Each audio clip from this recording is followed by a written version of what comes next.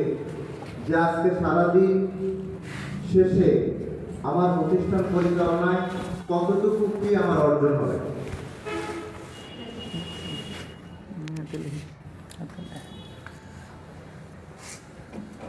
এক নম্বর হলো প্রশিক্ষণ আমাদের প্রয়োজন কেন। সর্বপ্রথম এটা আলোচনা হবে, প্রশিক্ষণ প্রয়োজন কেন।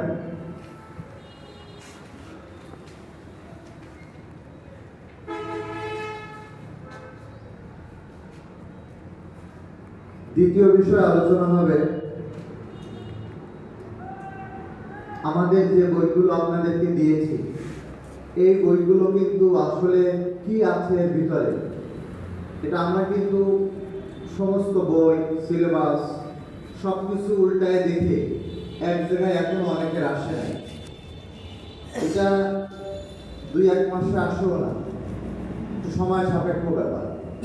কিন্তু আমরা তো জানি যে কোন বইয়ের ভিতরে কি আছে। একজন অভিভাবক এসে আপনাকে বললেন, স্যার আপনাদের প্রতিষ্ঠানটা তো আমাদের খুব ভালো লেগেছে, কিন্তু এখানে যদি কম্পিউটারের মতো একটি গুরুত্বপূর্ণ সাবজেক্ট ক্লাস 1 বা 2 তে আপনারা অ্যাড করতেন তাহলে ভালো হতো। আপনি হয়তো আপনার প্রতিষ্ঠানের কোনো দায়িত্বশীলকে দায়িত্ব দিলেন যে তুমি অমুক লাইব্রেরিতে যে কিছু কম্পিউটার বই আনার ব্যবস্থা করো, কম্পিউটার বইয়ের একটি চাহিদা আছে। আপনার বাংলা শিক্ষক হয়তো সে 9 মাস পড়ানোর পরে টের পেল যে বইয়ের শেষে কম্পিউটারের একটা অংশ আছে। এইটা কিন্তু আমাদের শুরুতে জানা দরকার যে বইগুলো আমাদের কম্বাইন্ড আছে, এই বইগুলোর ভিতরে কি আছে সেটা সংক্ষেপ আপনাদের সামনে তুলে ধরবো। 10 থেকে 15 মিনিটের ভিতরে সকল বইগুলো আপনারা নোট করে নেবেন। তৃতীয়ত, তাহলে 1 নম্বরে আমরা আলোচনা করব প্রশিক্ষণ কেন প্রয়োজন। 2 নম্বরে আমাদের এই বইগুলোর ভিতরে কি আছে সব বইগুলোর একটা সংক্ষিপ্ত পরিচিতি।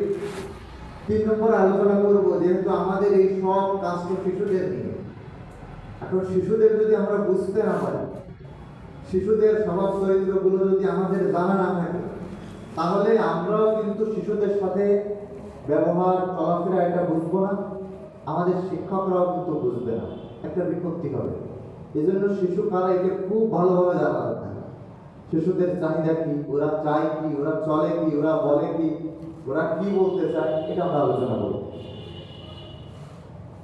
তৃতীয় বিষয় হলো, তৃতীয় গেল, চতুর্থ বিষয় হলো যেহেতু আমরা এখানে প্রতিষ্ঠান পরিচালকরাই আসছি, প্রতিষ্ঠানের পরিচালনায় গুরুত্বপূর্ণ 2টো বিষয় আলোচনা হবে। প্রতিষ্ঠান পরিচালনা, একটা হলো আপনি আপনার অফিসটা কিভাবে ম্যানেজমেন্ট করবেন, অফিস ম্যানেজমেন্ট। আর একটা হলো ক্লাস ম্যানেজমেন্ট।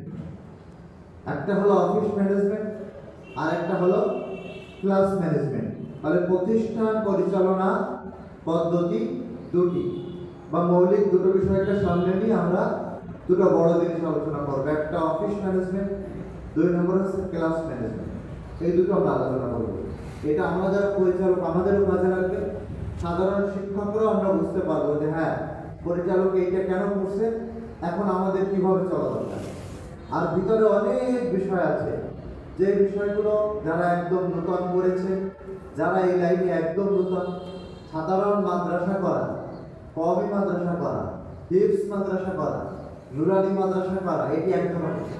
কিন্তু আমাদের মতো এই ধরনের কিন্ডারগার্টেন বলেন, অথবা এই ধরনের স্কুল কাম মাদ্রাসা বলেন, অথবা নুরানি মাদ্রাসার সাথে কিন্ডারগার্টেন বলেন, যাই বলেন, এগুলোর অনেক সুবিধা অসুবিধা আছে, অনেক ঝামেলা আছে। এই জন্য এই খুঁটিনাটি বিষয়গুলো আমাদের জানা দরকার। এরপর হলো যে বিষয়গুলো আমরা পাঠদান করাবো, বিষয়ভিত্তিক পাঠদান আমরা আপনাদের সামনে কয়েকটি বিষয় তুলে ধরব। আমরা যদি এখানে 2-4টি বিষয় আলোচনা করি তাহলে আপনারা কিছু বিষয়ের একটা ধারণা পেয়ে যাবেন যে এই বিষয়টা আসলে কিভাবে আমাদের পাঠদান করানো উচিত সব সাবজেক্টগুলো। আর একটা বিষয় হলো যে আমাদের অভিভাবকদের চাহিদা কি, একজন পরিচালকের এটা বোঝা খুব গুরুত্বপূর্ণ। আপনি অভিভাবকের চাহিদা বুঝলেন না, আপনি আপনার মতো চলতেছেন, আপনার শিক্ষক তার মতো চলে, শিক্ষার্থী তার মতো চলে, আর অভিভাবক তার ইচ্ছা মতো চলে। এই জন্য অভিভাবকের চাহিদাটা আমাদের সকলের জানা দরকার। এগুলো ইনশাআল্লাহ আপনাদের সামনে আলোচনা করব। একটা প্রতিষ্ঠান যদি খুব ভালো একটি অবস্থানে যেতে হয়, তাহলে এই প্রতিষ্ঠানের শিক্ষকদের, পরিচালকের, অভিভাবকদের, শিক্ষার্থীদের কি করণীয়? একটা প্রতিষ্ঠান খুব ভালো একটি জায়গায় পৌঁছানোর জন্য আমাদের কি কি করা দরকার? এই একটা শিরোনাম, যে একটি প্রতিষ্ঠান খুব ভালো একটি জায়গায় নেওয়ার জন্য আমাদের কি কি করণীয়। সর্বশেষ যে আলোচনা সেটা হলো যে একটা ক্লাস একজন শিক্ষক এই স্বল্প সময়ের ভিতরে কিভাবে করাবে, কখন কোন কাজটা করবে, আর হলো CWHW মানে ক্লাসের লেখা, বাড়ির লেখা, ডায়েরি, এই সব কিছু লেখার পদ্ধতি কি, মূল্যায়নের পদ্ধতি কি। যে বিষয়গুলো আলোচনা হলো এইগুলো কি আপনাদের প্রয়োজন? অবশ্যই। যা যদি প্রয়োজন হয় তাহলে এখানে 20 জন হলে আমরা আলোচনা করবো, যদি 18 জন চলে যান তাও আলোচনা করবো, কিন্তু এই কথা বলতে পারবেন না তার প্রশিক্ষণ ভালো না। আর এটা যদি প্রয়োজন হয় তাহলে কষ্ট যত 4টে পর্যন্ত থাকতে হবে। আর আগামীকাল কি কি হবে কালকে ইনশাআল্লাহ আমি আজকে দিন শেষে বলে দেবো যে আগামীকাল আমরা কি কি আলোচনা করবো। তাহলে 1 নম্বর আলোচনার আমাদের বিষয় হলো যে আমাদের এই প্রশিক্ষণ কেন প্রয়োজন। একটা জিনিস মনে করতে হবে, একটা প্রতিষ্ঠান থেকে আমি একা আসছি, আমি হয়তো অন্য শিক্ষকদের নিয়ে আসতে পারি না। দিন শেষে শিক্ষকরা কিন্তু আমাদের কাছে জিজ্ঞাসা করবে যে স্যার আপনি প্রশিক্ষণে গিয়েছিলেন, তা আমাদের কিছু বলেন। যদি তারা জিজ্ঞাসা নাও করে, এই শিক্ষকদের 1 বছর কিন্তু আমাদেরই পরিচালনা করতে হবে। এজন্য যা আলোচনা হবে এখানে যদিও লেখার মতো সুব্যবস্থা নাই, সামনে লেখার কোনো টেবিল নাই, কিন্তু তারপরও নোট করতে হবে। সব জিনিস থাকে না, যেহেতু আমাদের আজকের সেশনটা রেকর্ডিং হচ্ছে না, এজন্য যতটুকু আলোচনা হবে এই আলোচনা আমার প্রয়োজনীয় তথ্যটা আমার রেকর্ড করে নিতে হবে, আমার নিজ দায়িত্বেই এটা নোট করতে হবে। ইনশাআল্লাহ এটা আমরা করব। তাহলে 1 নম্বর বিষয় হলো আমরা একটা শিরোনাম দিই যে আমাদের এই প্রশিক্ষণটা কেন প্রয়োজন।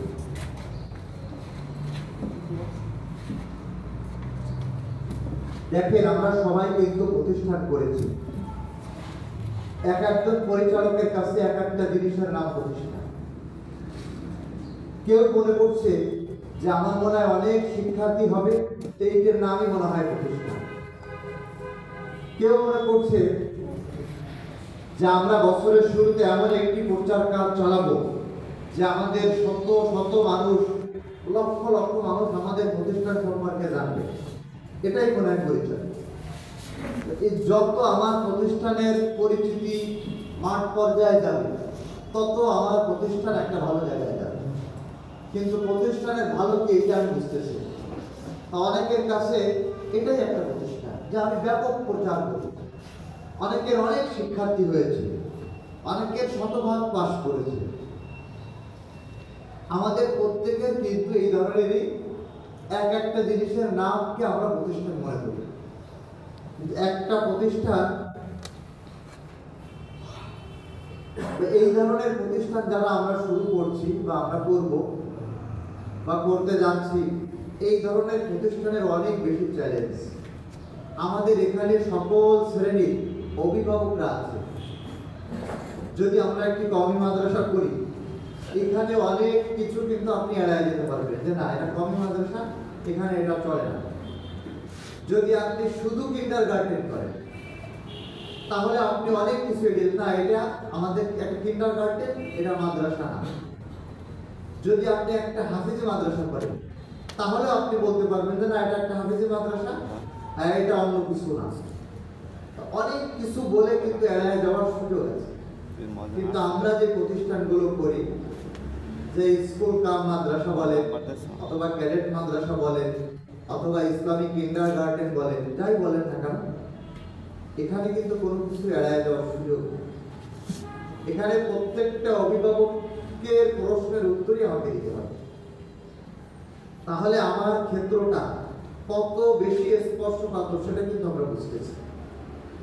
তাহলে ভালো প্রচারের নাম শিক্ষা প্রতিষ্ঠান না, ভালো প্রচারের নাম শিক্ষা প্রতিষ্ঠান না, অনেক শিক্ষার্থী পাওয়া এটাও কিন্তু কোনো প্রতিষ্ঠান না। আবার প্রতিষ্ঠানের অনলাইনে ব্যাপক প্রচার করা এটাও কিন্তু প্রতিষ্ঠান না। একটা প্রতিষ্ঠানের মৌলিক বিষয়টা হলো আমরা আমাদের যে মিশন এবং ভিশন নিয়ে নেমেছি, যে আমরা সমাজের সর্বস্তরে মুসলমানদের সন্তানের মাঝে এই দিন পৌঁছাবো, এটা আমাদের মূল লক্ষ্য এবং উদ্দেশ্য। প্রত্যেকটা মুসলমানের সন্তান একদম প্রাথমিকভাবে সহিশুদ্ধভাবে কোরআন শিখবে, তাদেরকে আমরা ইসলামী অনুশাসন, শিষ্টাচার, আদব, আখলাক শেখাবো। এটা হলো একদম মৌলিক উদ্দেশ্য। কিন্তু এই উদ্দেশ্য বাস্তবায়ন করতে গেলে আমার প্রয়োজন হলো আমি একজন দক্ষ পরিচালক হতে হবে। 2 নম্বর হলো আমার স্টাফকে আমার প্রশিক্ষিত করতে হবে, কোয়ালিফাইড হতে হবে। প্রত্যেকটা বিভাগ ভিত্তিক আমার যে শিক্ষকরা থাকবে এই প্রত্যেক শিক্ষকেরই তার বিষয়ে কোয়ালিফাইড হতে হবে, তার বিষয়ে সে সেরা এমন যোগ্যতা সম্পন্ন একটা স্টাফ আমার তৈরি করতে হবে। আমার অভিভাবকদের বছরের শুরুতে তারা যেভাবে আসুক না কেন, কিন্তু আমার প্রতিষ্ঠানের যে পরিবেশ, এই পরিবেশের সাথে মানায় নেওয়ার জন্য সুন্দর একটি তারবিয়াতের মাধ্যমে তাদেরকে একটি জায়গায় নিয়ে যেতে হবে। মানে আমার চাহিদাটা আমার অভিভাবকরা বুঝছে। লেখাপড়া এবং প্রশাসনে কোনো ছাড় হবে না। প্রশাসন একদম নিষ্ঠার সাথেই দায়িত্ব পালন করতে হবে, স্বজনপ্রীতি, দুর্নীতি ছাড়া।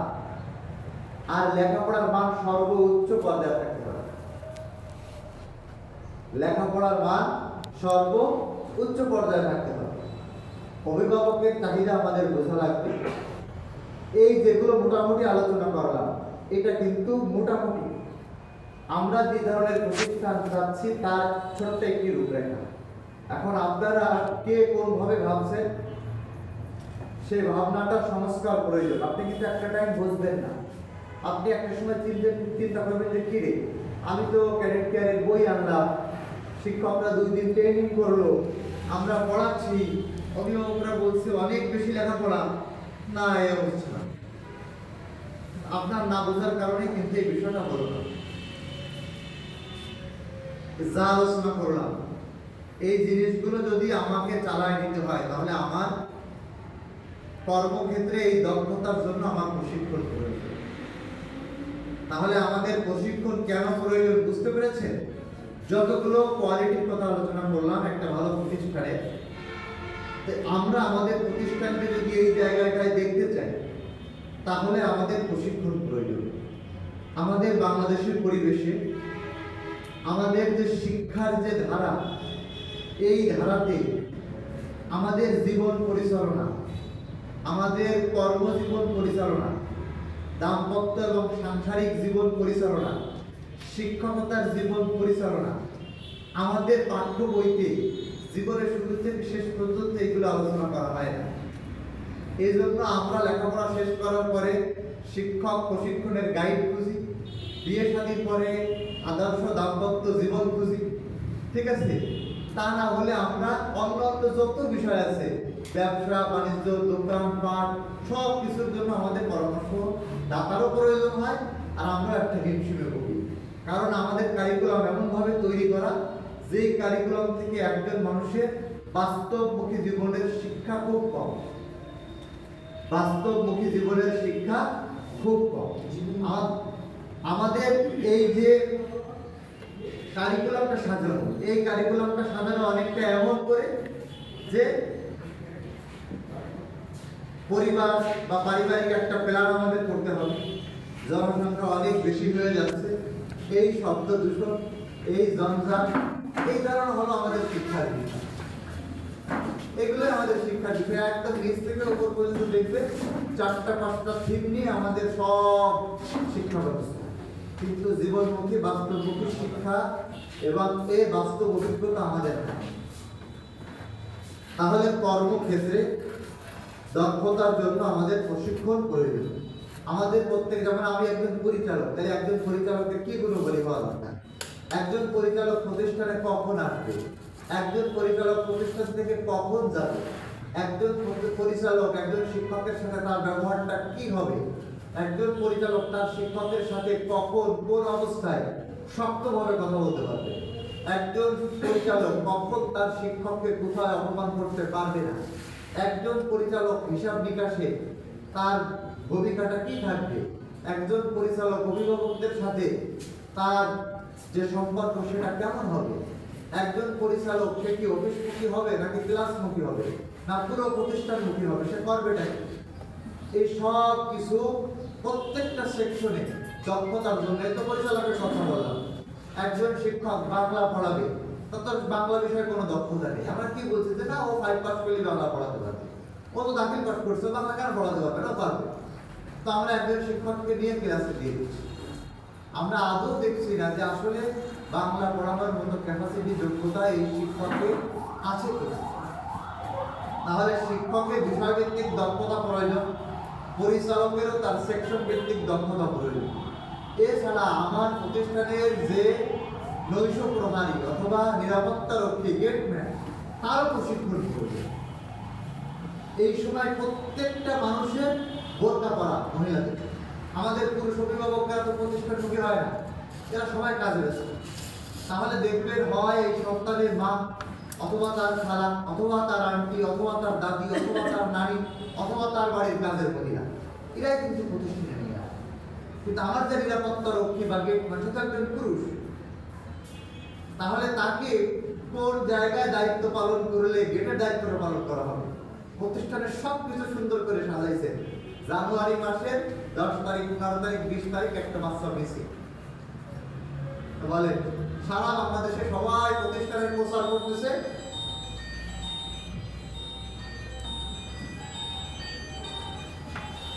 সবাই প্রতিষ্ঠানের প্রচার করতেছে, আর আমার প্রতিষ্ঠানের প্রচার করছে হারানো বিজ্ঞপ্তি। তাহলে কোন প্রতিষ্ঠান থেকে হারানো বিজ্ঞপ্তি? অমুক প্রতিষ্ঠান থেকে। তাহলে অভিভাবকের আস্থার জায়গা আমি নষ্ট করে দিলাম বছরের শুরুতে। এই জন্য আমার গেটম্যান নিরাপত্তা রক্ষীতে আরো কিছু প্রশিক্ষণ করে দেবে। কি প্রশিক্ষণ দেবেন এইটা পরবর্তী বিষয়। প্রশিক্ষণ কেন প্রয়োজন সেটা আলোচনা করতে বললাম। দেখেন আমরা কাজ তো সবাই করি, বাংলা সবাই করতে পারি, ইংরেজি সবাই করতে পারি, আরবি সবাই করতে পারি, লিখতে মোটামুটি পারি, কিন্তু আমার কাজটা সবার থেকে সেরা হচ্ছে কিনা, আমার কাজটা সবার থেকে সেরা হচ্ছে কিনা, এটার জন্য প্রশিক্ষণ প্রয়োজন। বাগেরহাট আছে, বাগেরহাট এক পয়েন্ট তার মনে থাকবে না, পড়লে নোট করতে হবে, তা না হলে পাওয়া যাবে না। আজকে প্রশিক্ষণের কোনো রেকর্ড নাই। মাদ্রাসা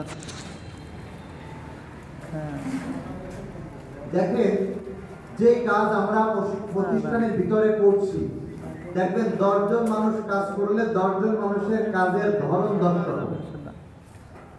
কেউ হয়তো দেখবেন দাঁড়ায় করছে, কেউ বসে করছে, কেউ হাতে হাতে করছে, কেউ খুব দ্রুত করছে, এরকম দেখবেন নানান জন নানান কাজ করছে।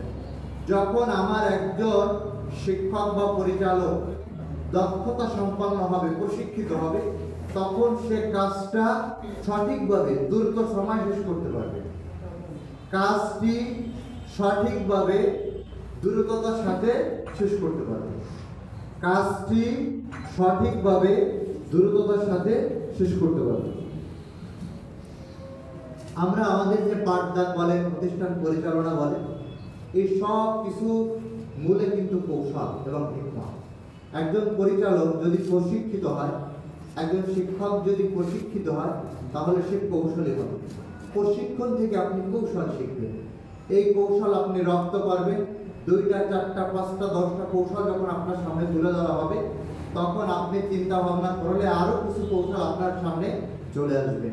যখন আপনি কৌশলী হবেন, তখন আপনার কাজের প্রেশার কমে যাবে, তখন আপনার কাজের সময় কমে যাবে, তখন কাজটি খুব সহজেই আপনি করতে পারবেন। শিক্ষক ক্লাসে কৌশলের সাথে সহজেই পাঠদান করাতে পারবেন, পরিচালক কৌশলে তার প্রতিষ্ঠান পরিচালনা করতে পারবেন। এজন্য প্রশিক্ষণের মাধ্যমে আপনারা কৌশলী হবেন, এজন্য প্রশিক্ষণ প্রয়োজন। যত বেশি প্রশিক্ষিত হবে হব আমরা, আমাদের দ্বারা তত বেশি মানুষ উপকৃত হবে। প্রশিক্ষণ এই জন্য প্রয়োজন যে আমরা যত বেশি প্রশিক্ষিত হব তত বেশি উপকৃত হব।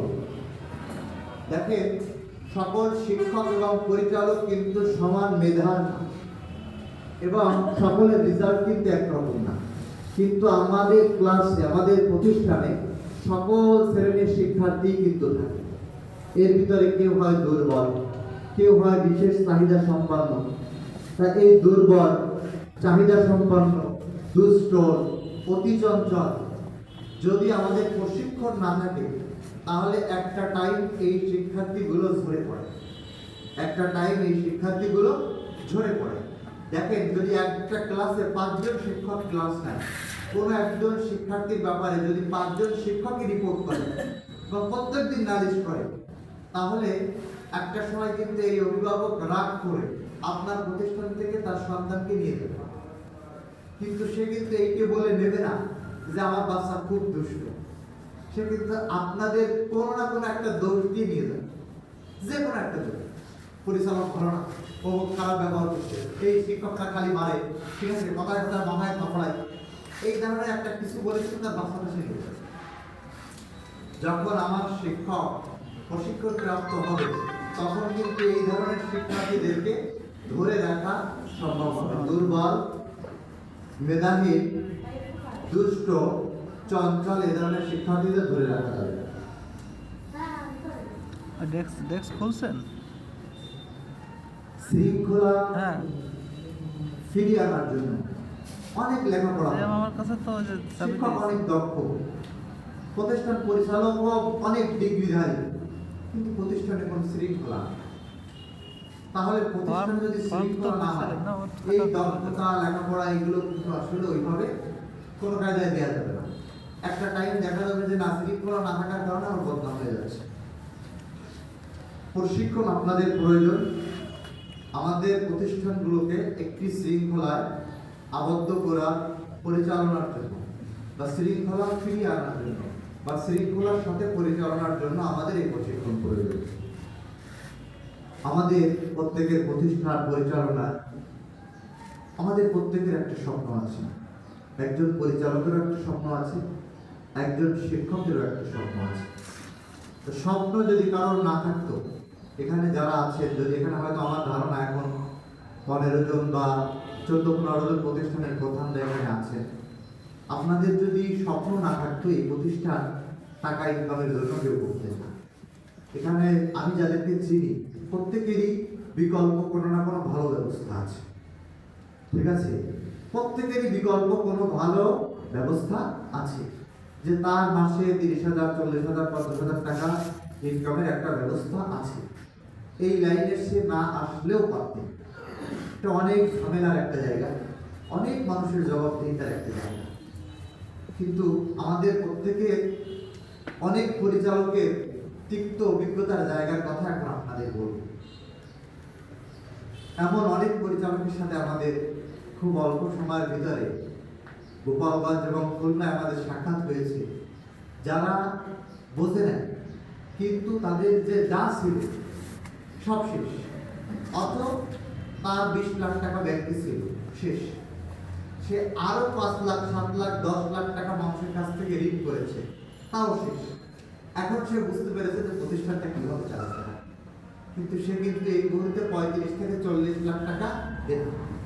কিন্তু একদম প্রাথমিকভাবে যে কাজটা যখন শুরু করছে তখন কিন্তু সে একটা স্বপ্ন নিয়ে করছে। সে ভাবছিল কি যে আমি পারবো, আমি একটা জায়গায় যাব, কিন্তু এই জন্য সে টাকা ইনভেস্ট করে গেছে, যা ছিল সব ইনভেস্ট করে গেছে। কিন্তু এখন তাকে টাকা দেওয়ার মতো আর কেউ নেই। এখন সে শিক্ষক কিভাবে পরিচালনা করতে হবে এখন বুঝতে পারছে, প্রতিষ্ঠানে কতটুকু খরচ করতে হবে এখন সে বুঝতে পারছে। এখন শুধু আমি এখন বুঝে গেছি। তো এইটা যদি আমি এই 30 লাখ টাকা খরচ করার আগে বুঝতাম, তাহলে আমি এই 10-12 লাখ টাকা আমি দেনাও হতাম না, আর আমার 20 লাখ টাকা যা ক্যাশ ছিল ওটাও দিতাম। আপনারা এখানে যারা আছেন, আপনারাও যারা একটা টাইম এই কথা আমাদেরকে না বলেন যে স্যার এখন আমরা বুঝে গেছি যে শিক্ষা প্রতিষ্ঠান আমরা যারা ছোট্ট পরিসরে পরিচালনা করি কিভাবে আমাদের পরিচালনা করতে হবে, এটা এখন আমরা বুঝে গেছি। এই জন্য আবেগ একটা ভিন্ন জিনিস, অবাস্তব জিনিসকে সামনে এনে এমন অপব্যয়, এমন বাজি ধরা যাবে না যাতে দিন শেষে আমি একদম শূন্য হয়ে পড়ি, আমার সর্বস্ব আমি দিয়ে দেব। এই জন্য সকল পরিচালকদের আমরা বলি যে আপনি প্রতিষ্ঠান শুরু করছেন, তো তার প্রতিষ্ঠান পেলে থেকে পঞ্চম শ্রেণী না দিলে মান হয় না। এই ধরনের আত্মঘাতী সিদ্ধান্ত এখন নেবেন না। শিক্ষকদের এই মুহূর্তে তানজিমুল উম্মার মতো বেতন না দিলে স্যার শিক্ষক তো আন্তরিকতার সাথে পড়াবে না। বুঝতে পেরেছেন? এই মুহূর্তে যদি ঢাকা থেকে বড় কোনো সফটওয়্যার ডেভেলপমেন্ট কোম্পানির একজন বড় কর্মকর্তাকে, ইঞ্জিনিয়ারকে এনে যদি আমার প্রতিষ্ঠানে সফটওয়্যার সেট আপ না করি, তাহলে তো স্যার আমি তো আইসিটিতে টিকতে পারবো না। এই জন্য এখন স্যার ঢাকা থেকে একজন আনতে হবে, এর পিছনে আমার 2.5 লক্ষ টাকা খরচ হবে। শুরু করেছে সবার ট্রান্সপোর্ট, গাড়ি, যাতায়াত সাহায্য। এই অটো একটা ঝুঁকিপূর্ণ সার্ভিস। স্যার এখন যদি আমি 5টা প্রাইভেট কার না দিই, অথবা আমি যদি হাইক্স না করি, অথবা স্কুলের এই জাতীয় গাড়ি না বানাই স্যার, তাহলে তো আমি বাচ্চা পাবো না স্যার। এখানে আমার এই মুহূর্তে 7 লাখ টাকা খরচ করতে হবে। এগুলো কিন্তু আবেগের জিনিস স্যার। এই মুহূর্তে যদি আমি প্রসারে 5 লাখ টাকা খরচ না করি স্যার, আমি তো মাঠে টিকবো না স্যার। এই জায়গাগুলো নিয়ন্ত্রণ করতে হবে, বুঝতে হবে। আমি যতটুকু বুঝি ততটুকু করব, যেটা বুঝি না সেটা আমি করব। আপনারা কোন পরিচালক একটা টাইম যেন আমাদেরকে এই কথা না বলে কষ্টের সাথে যে স্যার আমার তো এই স্বপ্ন ছিল স্যার, সব শেষ, আমার কিচ্ছু নেই, তারপরও আমার শিক্ষকরা বলছে আমি দিনা হয়ে গেছি, এই হয়ে গেছে, তা হয়ে গেছে। আপনারা আপনাদের নিয়ন্ত্রণ করুন। যতটুকু ভালো করে বসবেন, যতটুকু খুব ভালো করে চালাতে পারবেন, ততটুকুই আপনি করবেন। সেই কয়েকটা ক্লাস নেই শুরু করবে। এবছর পেলে বলবেন, তা পেলে খুব সুন্দর ভালো করে। আপনার শিক্ষার্থী নার্সারিতে গেলে কোনো কষ্ট হবে না, অথবা পেলে নার্সারি বলবেন 2 ক্লাস করে, পেলে নার্সারি 1, 2, 4টা বলবেন, 4টা করে। এই জন্য দক্ষতা সম্পন্ন শিক্ষক প্রয়োজন। এ আমার ভাই, এ আমার শালাবাবু, এ আমার ওয়াইফের বোন, অথবা আমার অমুক পরিচালকের মেয়ে, অথবা আমার শিক্ষকের মেয়ে, অথবা আমার বন্ধুর ভাই। এই ধরনের সম্পর্কগুলো প্রতিষ্ঠানকে সামনে আগায় নেওয়ার জন্য ক্ষতিকর ব্যাপার। এটা বুঝবেন যখন টাকা খাবে আপনার প্রতিষ্ঠান। যদি আপনি প্রতিষ্ঠানে সময় দিতে না পারেন, আপনার পরে বিনীত অনুরোধ আপনি প্রতিষ্ঠান করবেন। যা আপনি তদারকি করতে না পারবেন সে কাজ আপনি করেন। যতটুকু আপনি চোখের সামনে থাকবে, যা আপনি দেখতে পারবেন, আপনি ততটুকুই করবেন। যে কথা বলছিলাম যে আমরা প্রত্যেকেই কিন্তু একটা স্বপ্ন নিয়ে এই প্রতিষ্ঠান গ্রহণ করেছি। এই স্বপ্নগুলো সঠিকভাবে বাস্তবায়নের জন্য বাস্তবমুখী, জীবনমুখী এই প্রশিক্ষণগুলো আমাদের খুব বেশি প্রয়োজন।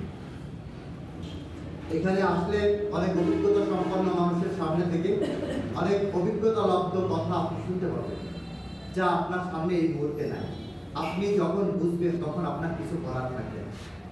এই জন্য এগুলো আপনার বোঝা দরকার এবং উপলব্ধিও করা দরকার। আপনার আবেগকে নিয়ন্ত্রণ করা দরকার। আপনার স্বপ্ন এমন আকাশচুম্বী এই মুহূর্তে না হওয়া প্রয়োজন, যেটা বাস্তবায়ন বা পূরণ করতে গেলে আপনার যে ধরনের পরিশ্রম এবং প্ল্যান দরকার সেটা আপনার নাই। যখন আপনার থাকবে, যখন প্রস্তুতি হবে, তখন আপনি মাঠে নামবেন।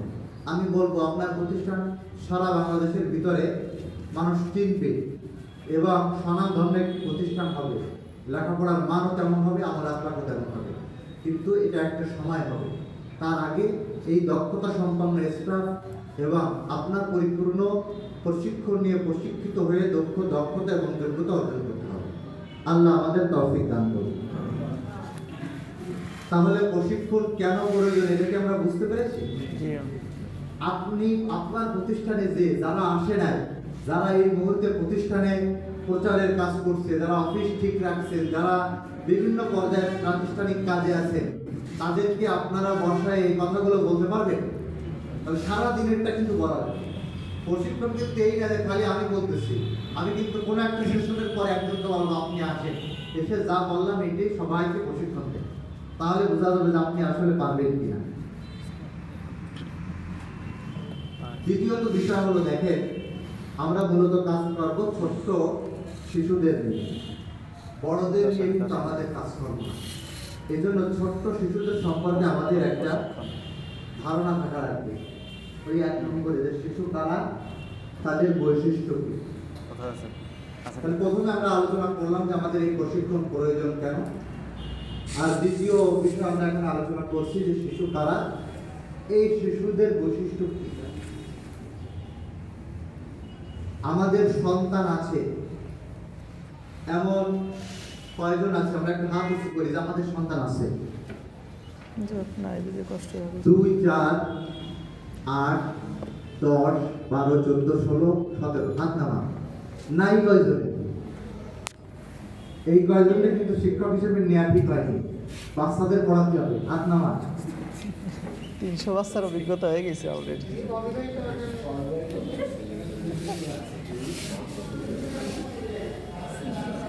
না হলেও হবে। এখন আমি যা বলবো এইটা যদি আপনি সিরিয়াস নেন, তাহলে আপনার সন্তান না হলেও আপনি এই ক্ষেত্রটা বুঝতে পারবেন। আপনি এই ক্ষেত্রটা বুঝতে পারবেন যে সন্তান থাকা আর সন্তান না থাকা এর ভিতরে পার্থক্য, এটা আপনি বুঝতে পারবেন। দেখেন আমাদের যাদের সন্তান আছে,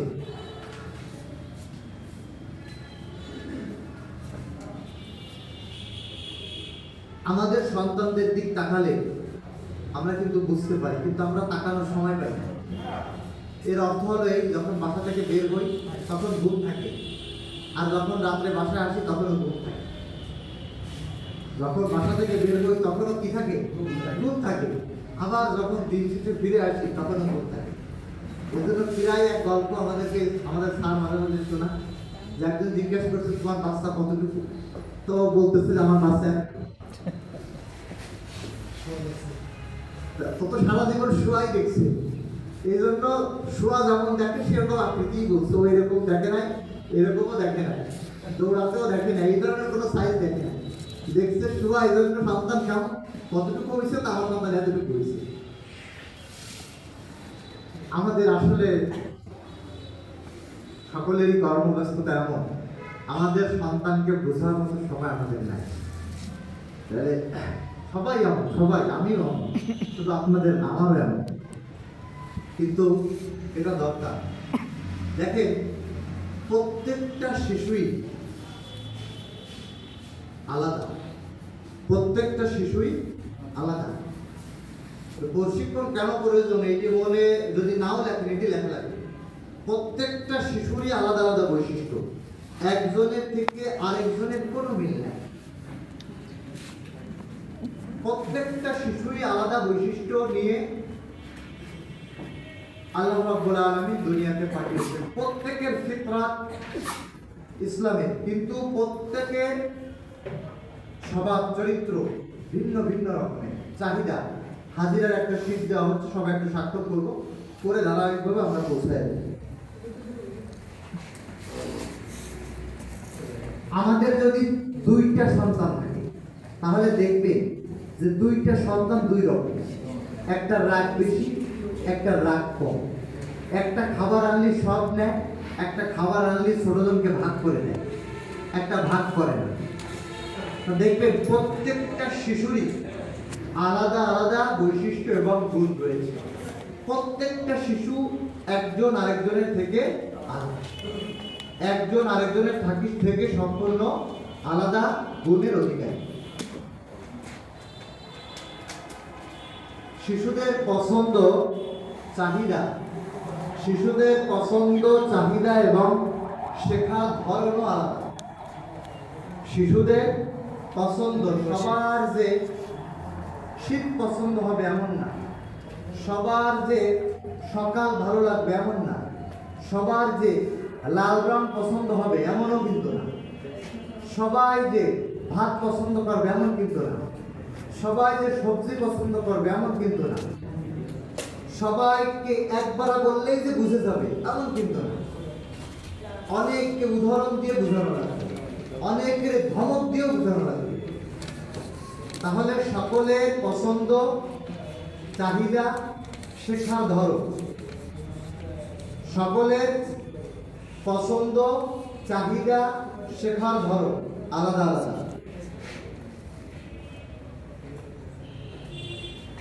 দেখেন, আমরা যখন বড় হই, এখন আমরা যে অবস্থায় আছি, আমরা কিন্তু শিশুদের ভাবি যে ও এইটা করে না কেন, এইরকম তো হওয়া উচিত, এরকম চলে না কেন। কিন্তু শিশু এরকম চলবে না। শিশু ও ওর মতো ভাবে, শিশু কার মতো ভাবে? শিশুর মতো ভাবে। শিশু কিন্তু আমার মতো ভাববেও না, ও আমার মতো মানবেও না। ওর ভাবনাটা শিশু সুলভ। আর সকল শিশু সুলভ গুণ একরকম হবে এমনটাও কিন্তু না। আর ওর ভাবনাটাও কিন্তু ওর মতো, আমার মতো না। শিশুদের পড়াবো, পাঠদান করাবো, এই আপনারা মনে করেন একদম নড়াচড়া ছাড়া একদম ঠান্ডা স্থির হয়ে বসে আছে। শিশুদের থেকে এটা আপনি আশা করলে কিন্তু হবে না। ওরা এরকম স্থির হয়ে বসে থাকবে না। শিশুদের মনোযোগ এর স্থায়িত্ব খুব কম। শিশুদের মনোযোগের স্থায়িত্ব খুব কম। শিশু একদম চেয়ারে বসায় রাখবেন, সকালবেলা এসে আপনি ওকে ওর বেঞ্চে বসায় দিয়ে যাবেন, 12টা পর্যন্ত মূর্তির মতো বসে থাকবে, এরকম কিছু শিশু না। এই জন্য দেখবেন শিশুকে কি করে, বামে তাকায়, ডাইনে তাকায়, উপরে তাকায়, কে দুষ্টমি করে।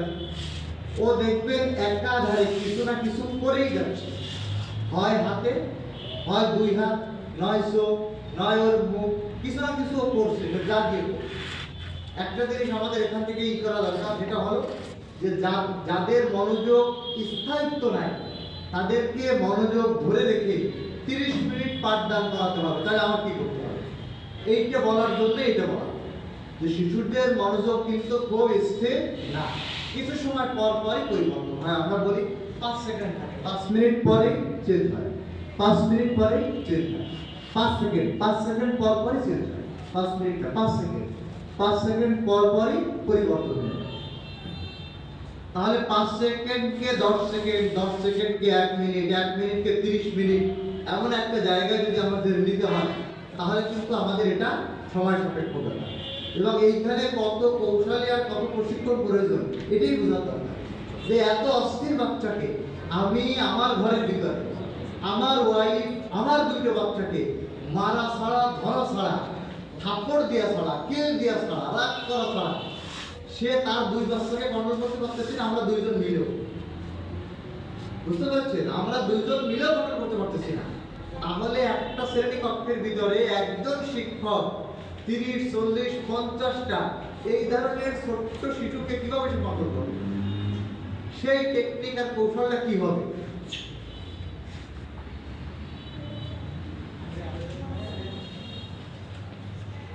আমরা মনে করি কি শিশুরা পড়বে, লেখবে, আমি যা লেখবো লেখাটা এত সুন্দর হবে, ওই এত ভালো করে কেন লেখে না, মন দেয় না কেন, আমি বললাম না তুমি ভুলে গেলে কেন?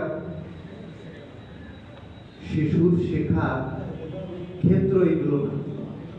শিশুর শেখার ক্ষেত্র আমরা যেটা ভাবতেছি যে আমি বলবো আরো শিখবে, আমি লিখতে বলবো আরো লিখবে, আসলে না।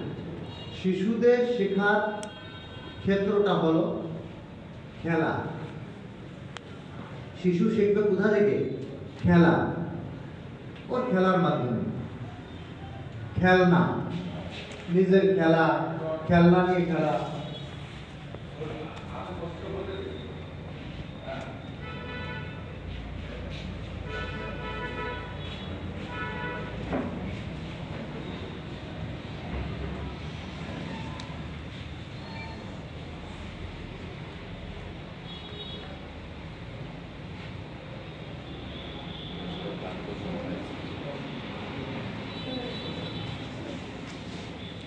তাহলে শিশুরা কিন্তু শিখবে খেলা থেকে, খেলনা থেকে, বিভিন্ন কাজ থেকে।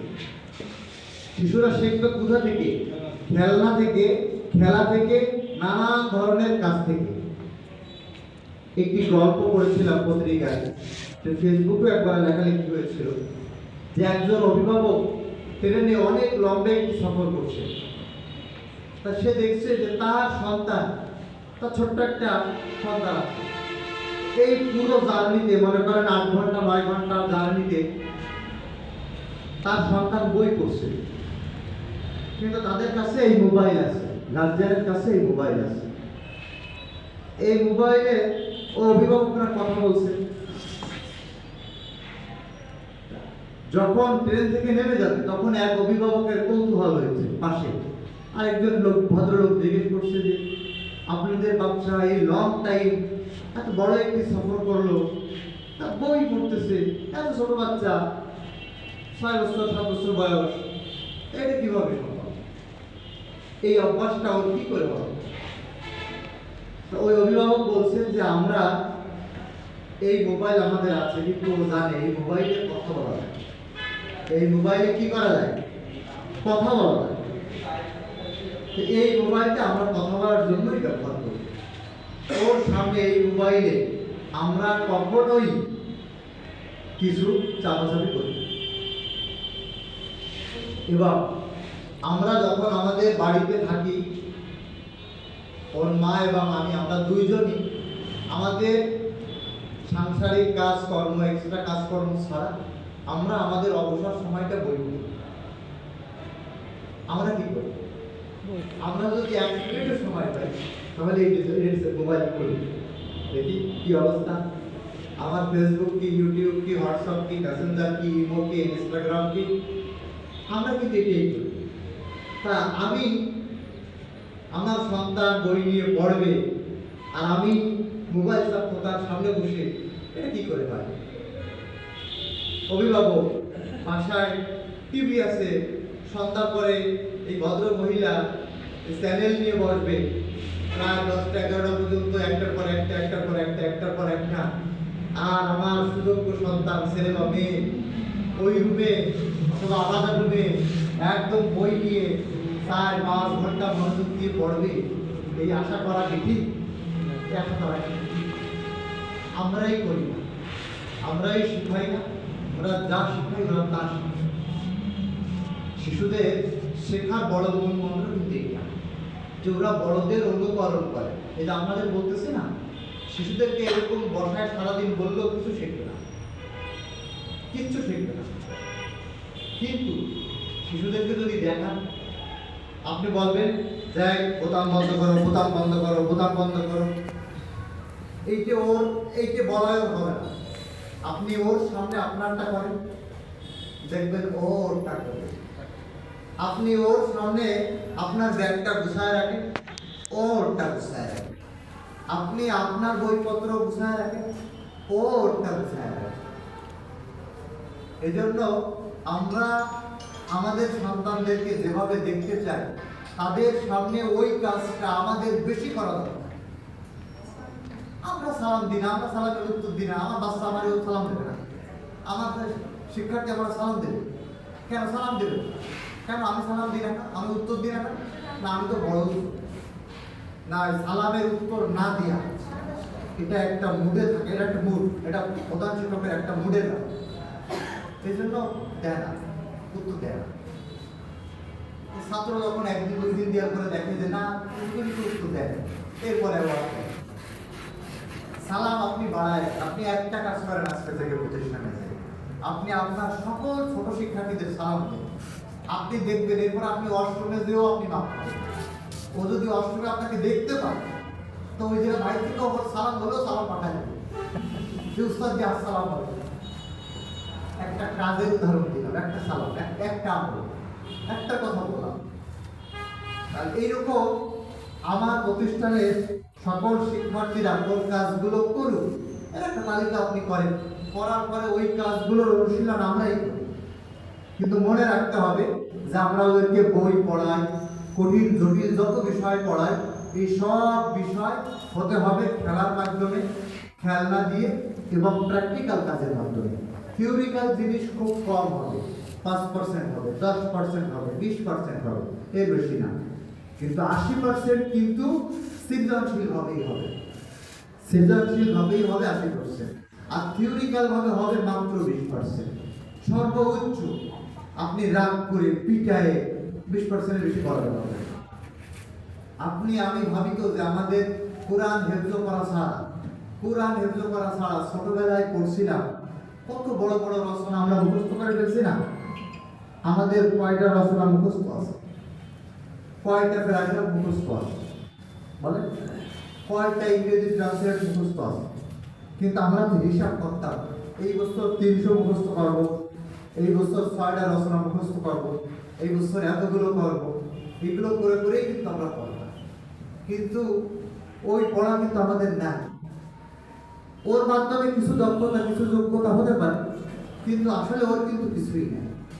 কিন্তু ওই ধরনের একটা রচনা কিভাবে লিখতে হয়, এটা যদি আমরা ছোটবেলায় ভাবতাম, আমাদের শিক্ষকরা যদি ভাবতে দিত যে খেলার মাঠ, রচনা লেখা হবে কি খেলার মাঠ বা ফুটবল, তাহলে মনে করেন আমাদের এখানে বাইরে ফুটবল খেলা হচ্ছে, আমার শিক্ষার্থীরা মনে করেন এখানে রুমের ভিতরে বসে আছে, এখন তোমরা ফুটবল সম্পর্কে একটা রচনা লেখা।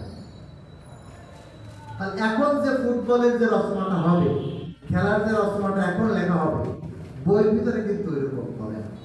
মনে করেন আপনি একটা রচনা পড়াবেন 60 গম্বুজ, 60 গম্বুজ যত সুন্দর করেই বইতে পড়া, কিন্তু যদি শিক্ষা সফরে 60 গম্বুজ নিয়ে আসার পরে এখানেই সারাদিন দেখার পরে যাওয়ার আগে 20 মিনিটেই এই রচনাটা এখানে বসে লেখা হবে। সবাইকে বলে দেওয়া হবে যে আপনারা গাড়ি থেকে নামবেন, সব কিছু ঘুরে ঘুরে দেখবেন, আজকে সারাদিনে যা দেখবেন, দিন শেষে 60 গম্বুজের রচনার পরে একটা প্রতিযোগিতা হবে, একটা পুরস্কার আমাদের মাদ্রাসায় দিয়ে দেওয়া হবে। তাহলে 60 গম্বুজ দেখতে গেলে এই শিক্ষার্থীদের কয় মিনিট পিঠায় পড়াতে হবে, কি পরিমাণ রাগ করতে হবে, কতদিন আমাদের খরচ হবে। কিন্তু ক্লাসে পড়া দিলে ছোট্ট শিক্ষার্থীদের এই 60 গম্বুজ মুখস্থ করতে 3 থেকে 5 দিন সময় লাগবে, 3 থেকে 5 দিন সময় লাগবে। এরপরে ওরা জানে না যে গম্বুজ কি, সৌসালা কি, ওমক কি, এই কি, সুরসুর কি, এগুলো কিন্তু ওরা বুঝবে না। কিন্তু এখানে এসে যখন দেখবে, তো শিশুদের শেখার জিনিস কিন্তু এইটাই, যে ওদেরকে এরকম বাস্তবমুখী জিনিস সামনে এনে উপকরণ দিয়েই শেখাতে হবে, আমরা উপকরণ দিই না, আমরা ঝামেলা মনে করি। আপনি শিখাবেন, শিখাতে গেলে এখন খেলনা কিনতে পাওয়া যায়, সবগুলোতে নাই, মনে করেন এগুলো আমার প্রতিষ্ঠানে নাই। আপনি এখন তো একটা বছর শেষ হয়ে যাচ্ছে, আপনার প্রতিষ্ঠানে ক্যালেন্ডার আছে, মনে করেন পুরাতন ক্যালেন্ডারের কাগজটা একটু ভালো হয়, এই কাগজের উপরে আপনি এই মার্কার দিয়ে মনে করেন 20টা কাগজে 20টা লিখলেন, লেখার পরে এটিকে এই 20টা নিয়ে ক্লাসে গেলেন, ওদেরকে বোর্ডে সুন্দরভাবে উপস্থাপন করলেন, ওদেরকে এখানে দেখালেন, এখানে লেখালেন, লেখানোর পরে বললেন যে এখন 20টা তোমাদের হাতে দেওয়া হবে। এই ওয়াগুলো বিভিন্ন কালারে করলেন, বিভিন্ন সাইজে করলেন, ঠিক আছে, পরে ওদেরকে দিয়ে দিলেন। 20 জনের কাছে ওরা 20টা লিখলো, ঠিক আছে, একটু উঁচু করতে বললেন, একটু নাড়াতে বললেন, 5 মিনিট এই ওয়াটা দেখে দেখে পড়তে বললেন, একজনেরটা আরেকজনের দিতে বললেন, ঠিক আছে। এর ভিতরে কোনো সংকেত দিলেন, লাল ওয়াটা কার কাছে, সবুজ ওয়াটা কার কাছে, ঠিক আছে, এমন ওয়াটা কার কাছে, এইভাবে যা হবে এই মুখস্থ করো, ওর ভিতরে কি মুখস্থ করা আছে এটা বুঝতে হবে। এই কাজ শিক্ষকের সময় সাপেক্ষ কিন্তু কষ্ট করে দেবে। আপনি দেখবেন যে রাতে 30 মিনিট ক্লাসে যে কিছু পড়ার কাজ আপনি পেয়েছেন, আর তা না হলে আপনার ক্লাস ভালো লাগবে। ক্লাস ভালো লাগে কখন, এই যে মনে করেন আমি আজকে আসছি, আজকে সারাদিন আপনাদের সাথে থাকবো, একটা সময় কিন্তু ভালো লাগবে না, এত কথা ভালো লাগে। কিন্তু যদি এমন হতো যে আমি আধা ঘন্টা করে চলে যেতাম, আরেকজন আসতো, আবার আধা ঘন্টা করে চলে যেতাম, আরেকজন আসতো, আবার আরেকজন এসে গজল গাইতো, আরেকজন এসে মনে করেন একটা কবিতা পড়তো, আরেকজন এসে তেলাওয়াত করতো, আবার আমরা আলোচনা করতাম, একটা ক্লাসও কিন্তু প্রত্যেক দিন যদি আপনি প্রত্যেক দিন কিন্তু গোলালো শিক্ষকের নতুন ভাবে ক্লাসে আসতে হবে। শিশুদের সামনে আপনারা চাই যে আপনি ওর সামনে নতুন কিছু করেন, ওর একটা আকর্ষণ আপনার পরে থাকে, কিন্তু সেটা আপনি পয়সা প্রত্যেক দিনই গোলালো। তাহলে আমরা প্রায় চুপ বই বের করো, হ্যাঁ কালকে কি পড়া ছিল, আজকে আর পড়া থাকবে, ঠিক আছে, ভালো করে পড়া আমি দেখ, কালকে সবার এক কথা বললেন, এটা কয়দিন ভালো লাগে, এটা কিন্তু প্রত্যেকেই ভালো লাগবে, এটা বাড়াতে হবে। যে শিশুরা বেশি চঞ্চল হয় এরা কিন্তু বেশি মেধাবী হয়। যে শিশুরা বেশি চঞ্চল হয় এরা কিন্তু বেশি মেধাবী হয়। শিশুরা আনন্দ প্রিয় এবং কৌতূহলী, ওরা আনন্দ পছন্দ করে, হই হুল্লোড়, খেলাধুলা, চিল্লাপাল্লা এগুলো ওরা পছন্দ করে। আর ওদের প্রশ্নের কিন্তু কোনো শেষ নাই, ওরা জানতে চায়, সব কিছু জানতে চায়। মনে করেন এখানে যদি একজন শিশু নিয়ে আসতেন তাহলে ও জিজ্ঞেস করতে এইটা এরকম কেন, এইটার কাপড় সাদা কেন, এইটা এরকম গোল কেন, তো এইটা এইটুক কেন, এই পর্যন্ত না কেন, তাহলে এটি দিয়ে কি করে, এটার নাম কি, আব্বু এটা আমাদের বাসায় নাই কেন, আমাদের মাদ্রাসায় এরকম একটা করা যায় না, ঠিক আছে এই ধরনের একটা মাছ আমাদের মাদ্রাসায় হলে তো ভালো হতো। একজন শিশু কিন্তু এরকম জানতে চায়। এরকম ভাবে আপনি যখন একটা ক্লাসে যাবেন, যখন তার সামনে একটা পড়া উপস্থাপন করবেন, ওর কিন্তু এরকম অনেক প্রশ্ন থাকবে, ওর প্রশ্নের উত্তরও ওকে দেওয়া, ওর প্রশ্নের উত্তরও ওকে দেওয়া। শিশুরা সাধারণত আত্মকেন্দ্রিক হয়, শিশুরা সাধারণত আত্মকেন্দ্রিক হয়, বিশেষ করে যদি একটা সন্তান হয় এবং সেটা বড় বা ছোট হয়। কোনো একজনের মনে করেন একটা সন্তান, এই কি পৃথিবীতে কোনো ভাগ বুঝছে যে না আমার 4টে ভাই আছে, তা আমার আব্বু একটা কেক এনেছে বড় কেক, তাহলে আমি নেবো 2টা, আমার বড় ছোট ভাই নেবে 2টো, আমার আপু নেবে 2টো, আমার আম্মু বা আম্মুকে দেবে। ও থাকলে কিন্তু ভাগ বুঝবে, কিন্তু যখন এরকম 3-4 জন ভাগাভাগি জিনিস নেয় তখন এনেই ওকে কেকটা দেবে, ও চিন্তা করবে আমার, খেলনাটা এনে দেবে, ও বলবে আমার, 10টা আনলেও আমার, একটা আনলেও আমার, 100 আনলেও টাকার বান্ডিল দেবেন তাও ওইখান থেকে একটা দেবেন হবে না। এই হলো আত্মকেন্দ্রিক, বুঝতে পারছেন? মানে সব নিজকে, সকল শিশুরাই এমন। আমাদের এই জায়গা থেকে শিশুদেরকে বের করে নিয়ে আসতে হবে। শিশুরা এমন হবে, এটাই সব, যে ওরা ওদের নিজেরটা বুঝবে, ওরা আরেকজনকে ভাগ বুঝবে না। এই জন্য পিতামাতার উচিত যে এই বন্টনটা শেখানো। আমরা কি করি, আমরা যদি দেখি যে একটা মাছ আছে, একটা ভাঙ্গা মাছ আছে কড়াইতে, তাহলে আমরা কি চিন্তা করি যে ফ্রেশ মাছটা আমার ছেলেটা খায়, আর এই ভাঙা যেটা আছে এটা আমরা দুজন খাই, বাপ মা তাই চিন্তা করি। এই যে ওকে তো দেখি, আপনার সামনে বসেই দেখি, কি দেখলো যে না ভালোটা তো আমাকেই দেয়, আর যেটা ভাঙা ওইটা আমি নেই। একটা সময় এই ভালোটা পাওয়া ওর অধিকার হয়ে দাঁড়াবে, বুঝতে পেরেছেন? একটা সময় ও কি মনে করবে যে ভালোটাই আমার। যখনই আপনি ওকে ভালোটা দেবেন না, তখনই কিন্তু ওর ভিতরে একটা হিংসা হবে। যখন ওর আরেকটা ভাই আসবে, আরেকটা বোন আসবে, যখন আপনি ছোট হিসেবে ওকে প্রায়োরিটি দিতে যাবেন, তখনই দেখবেন ওর ভিতরে একটা হিংসা শুরু হয়ে যাবে। ও তখনই বলবে যে না আব্বু আম্মা আগে ও আমাকে ভালোবাসে। কিন্তু আপনি যদি এমন করতেন যে এই মাছটা ভেঙে গেছে, ভালো মাছটাকেও ভেঙে দিতেন, ভেঙে দেওয়ার পর 3 টুকরা বানাতেন, 1 টুকরা ওকে দিত, 1 টুকরা আমার আম্মা নিত, 1 টুকরা আপনি নিতেন, কোনো সমস্যা নেই, ও যা আপনাদের ভাগ করেই খেতে। তাহলে কিন্তু ফ্রেশ একটা পাওয়ার সাথে সাথে ওই ভালোটাই আমার চাই, এটা কিন্তু বড় একটা মাছের উদাহরণ দিলাম। আমরা কিন্তু সব জিনিসই ভালো জিনিসটাই বেছে বেছে কিন্তু আমরা আমাদের বাচ্চা দেখি, চাহিদা খালি দিতে থাকি, খালি দিতে থাকি, খালি দিতে থাকি। এই মোটরসাইকেলের চাহিদা কিন্তু এই 17 বছর 16 বছর হওয়ার পরে আজকে হয়নি, এইটা আমি ওই 4 বছর থেকে বানাই নিয়ে আসি।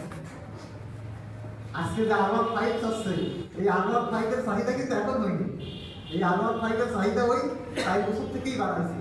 দোকানের সামনে দাঁড়াইছে তো 300 টাকা খাবার, ঠিক আছে, কিছু চাইছে মনে করেন চাইছে একটা ডিম খেতে, আপনি ডিম মনে করেন 1 কেস নিয়ে আসছে, খেতে চাইছে মনে করেন একটু ওই শর্টপটি, আপনি শর্টপটির দোকানদারকেই নিয়ে আসছেন একদম বাসা থেকে, আজ আপনি তুমি খাও, দোকানে একটা ঢুকাই দিলাম। আমরা কিন্তু এটাই করি, যার কারণে এই ছোট আমাদের সন্তানদের স্বভাবগুলো কিন্তু আমরা নষ্ট করে দিই। এই সব কিছু শেখানোর ক্ষেত্র কিন্তু পরিবার এবং প্রতিষ্ঠান। পরিবারে আমি আমার সন্তানদের শেখাবো, প্রতিষ্ঠানে আমি আমার শিক্ষার্থীদের শেখাবো। এগুলো কিন্তু বৈধতা শিক্ষা না, এগুলো বৈধতা থাকেও না। এইভাবে ভাগ বন্টন, সমতা, ন্যায্য, বড় ছোট, মানা গুণা, এগুলো এখন বৈধতা থেকে চলে এসেছে, আমরা চেষ্টা করতেছি।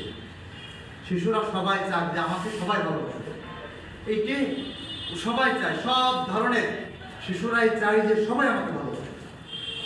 সকল শিশুদেরই একটা চাহিদা যে সবাই আমাকে ভালো করে। এজন্য শিশুদেরকে নিয়ে চলতে গেলে এই বৈশিষ্ট্যগুলো আমাদের জানতে হবে। ক্লাসে ওরা কিন্তু এই যা বললাম, ওরা ওদের আচরণ কিন্তু ওদের জায়গা থেকেই করবে। ওরা লাফালাফি, চিল্লা পাল্লা, দৌড় ঝাঁপ, শব্দ, একে মারা ওকে ধরা, দৌড় দেওয়া, ঠিক আছে, কোনো কিছু সামনে চিন্তা ভাবনা না করা, ঠিক আছে, কারণটা কেড়ে খাওয়া, এ করা সে করা, এই সব কিছু ব্যালেন্স কিন্তু আমাদের শিক্ষা প্রতিষ্ঠান করতে হবে। তাহলে শিশুদের বৈশিষ্ট্য আপনাদের সামনে সংক্ষেপে বলা হলো, এটার একটা নোট আপনারা রাখবেন। আপনারা আপনাদের প্রতিষ্ঠানে পর্যবেক্ষণ করবেন যে যা বললাম আসলে আপনাদের শিশুরা এমন কিনা। এখন তাহলে আমরা দুটো বিষয় সকাল থেকে আলোচনা করলাম। একটা বিষয় হলো আমাদের এই প্রশিক্ষণটা, শিক্ষকদের প্রশিক্ষণটা কেন প্রয়োজন, আর 2 নম্বর হলো আমাদের শিশুদের বৈশিষ্ট্য কি। তাহলে শিশুদের বৈশিষ্ট্য মানে আমরা মোটামুটি বুঝতে পেরেছি। ঠিক শেষে আপনাদের ইনশাআল্লাহ বলবো যে এই যে অসংযত যে আচরণগুলো আছে, যে শিশুরা যে মারামারি করে, ক্লাসে চিল্লাপাল্লা করে, একে ওকে মারে, নানান ধরনের গালি দেয়, অসংযত আচরণ করে, এই ধরনের আচরণ থেকে শিশুদেরকে কিভাবে আমরা বের করে নিয়ে আসতে পারি, এটা আমরা দিনের শেষে আলোচনা করবো আজকে। তৃতীয় বিষয় হলো সবগুলোর বইয়ের একটা পরিস্থিতি আপনাদের সামনে এখন আমরা তুলে ধরবো।